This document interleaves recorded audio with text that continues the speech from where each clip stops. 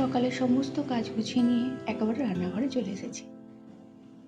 আজ করে নেব সর্ষে বাটা দিয়ে কাতলা মাছের ঝাল।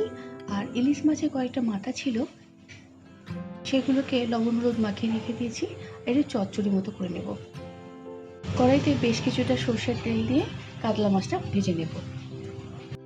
আর এত গরম পড়েছে যে কি করব না করবো ভেবে পাচ্ছি না।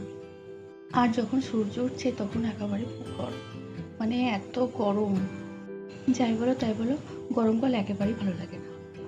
কথা বলতে বলতে মাছের ভাজার তেলটা গরম হয়ে গেছে, মাছগুলোকে দিয়ে দিলাম। একদিকে ভাত বসিয়ে দিয়েছি আর এক সাইডে কাতলা মাছগুলোকে ভেজে নেব। আর এবছর পুজোটা তো খুব তাড়াতাড়ি চলে এসেছে, আর এই গরমকালে পুজোটা ভালো লাগে না। আর এদিকে কথা বলতে বলতে মাছ ভাজা হয়ে গেছে। কড়াইতে পরিমাণ মতো সর্ষের তেল দিয়ে দিলাম কালো জিরে।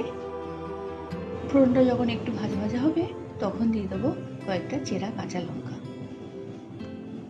আর আমাদের তিনজনের তো শরীর খারাপ করেছিল, আর এই জ্বরে না মানে মুখে রুচিটা চলে যায়, সেই জন্য বিভিন্ন রকমের খাবার করে, কিন্তু মায়ের না তবুও যেন শ্বাসকষ্ট হচ্ছে, মুখে রুচি নেই। এবারে দিয়ে দিলাম একটু সর্ষে বাটা, আর সেই জন্য অনেক রকমের খাবার করে করে দিচ্ছি যাতে মায়ের মুখে ভালো লাগে। সর্ষেটা ভালো করে এর সঙ্গে কষিয়ে নেব। এবারে দিয়ে দিলাম একটু হলুদ, আর দিয়ে দিলাম একটু লঙ্কার গুঁড়ো, আর দিয়ে দিলাম সামান্য চিনি।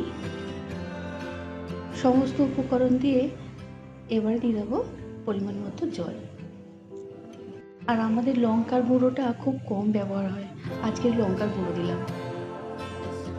এবারে দিয়ে দেবো পরিমাণ মতো জল, যে যেমন ঝোল লাগবে সে তেমন জলটা দিও।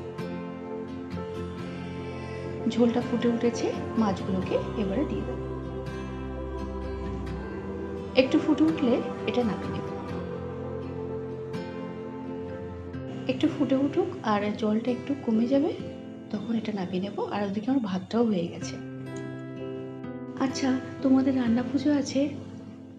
আমাদের না বুড়ো রান্না, মানে বিশ্বকর্মা পুজোর আগের দিনে বুড়ো রান্না হয়, তো সেই বুড়ো রান্নাটা হচ্ছে আমাদের রান্না।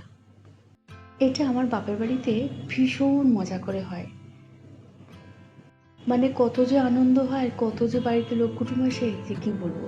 আর এদিকে আমার মাছের ঝালটা হয়ে গেছে, আর আমার শ্বশুরবাড়িতে ছিল, সব তুলে দিয়েছে।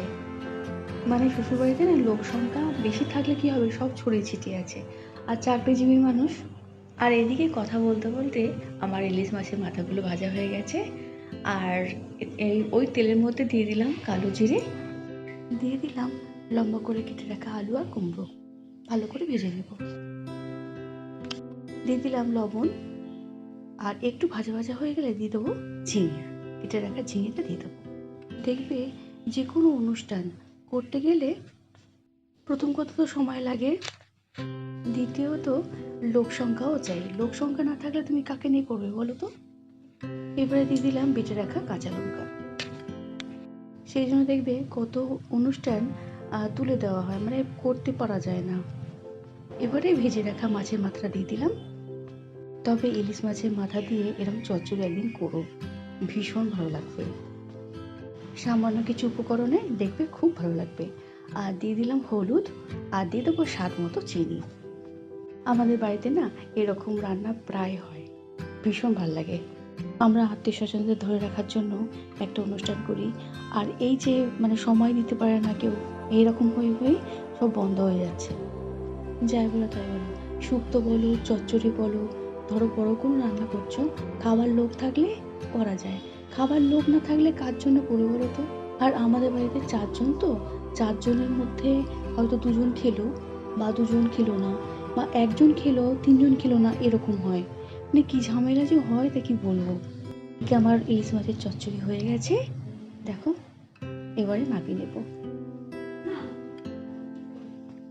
আজ ভিডিওটি এখানেই শেষ করছি। সবাই খুব ভালো থেকো, আর আমার সঙ্গে থেকো, আর খুব খুব ভালো থেকো। দেখা হচ্ছে পরের কোনো ভিডিওয়, ততক্ষণের জন্য টাটা।